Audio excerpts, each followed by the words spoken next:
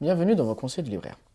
Aux éditions Islam Actuel, nous avons une parution qui s'intitule El Farouqi, Islam et sciences humaines. Donc El Farouqi, tout d'abord, est un auteur d'origine palestinienne qui était universitaire aux États-Unis et qui est mort assassiné. Il a longtemps travaillé sur la relation justement entre la science, c'est-à-dire comment est-ce que la modernité a considéré la science et comment est-ce que l'islam a considéré la science. Et il explique que la modernité a fait une rupture dans ce qui était donc communément accepté en islam, c'est-à-dire qu'en islam, on considère qu'on a une vision globale du savoir, c'est-à-dire qu'on considère tous les savoirs avec notre vision justement de musulmans, tandis que la modernité, elle, a fait une rupture avec le savoir d'un côté profane et d'un autre côté le savoir spirituel. Donc elle a séparé les deux, ce qui fait qu'elle a isolé, on va dire, le spirituel du temporel, et donc ça a créé tout ce décalage que l'on voit aujourd'hui dans le monde moderne. Et donc, Al-Farouqi explique que cette division est liée à une pensée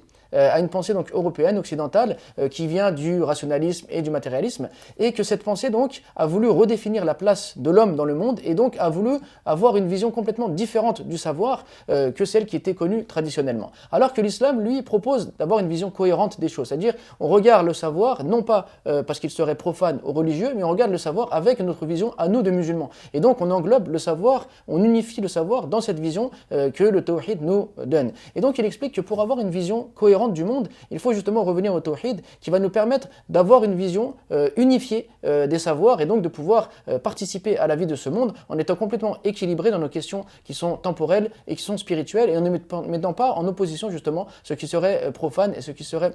spirituel. Et donc le Cheikh El-Farouqi va nous proposer à travers cette riche réflexion de voir que finalement toute connaissance repose forcément sur une idée et qu'il n'y a pas de science qui est on va dire dissociée d'une idéologie. Et donc forcément la manière dont on conçoit les sciences humaines aujourd'hui, c'est lié à une idéologie, à une vision du monde. Et qu'on doit donc se réconcilier avec notre vision du monde en tant que musulmans afin de ne pas tomber justement dans des biais, dans des travers qui sont justement le fait de séparer le temporel du spirituel et donc d'avoir un décalage entre notre conception de la vie, notre conception des choses et surtout notre conception du savoir. Puis par la suite, il va proposer donc des solutions, à savoir donc la manière de revoir l'éducation, de repenser le système éducatif de façon à justement pouvoir faire fonctionner le savoir de manière unifiée et ne plus avoir donc ce problème de sciences humaines séparées du reste qui, on va dire, sont basées sur une vision matérialiste, rationaliste des choses qui donc forcément mènent l'homme dans une impasse.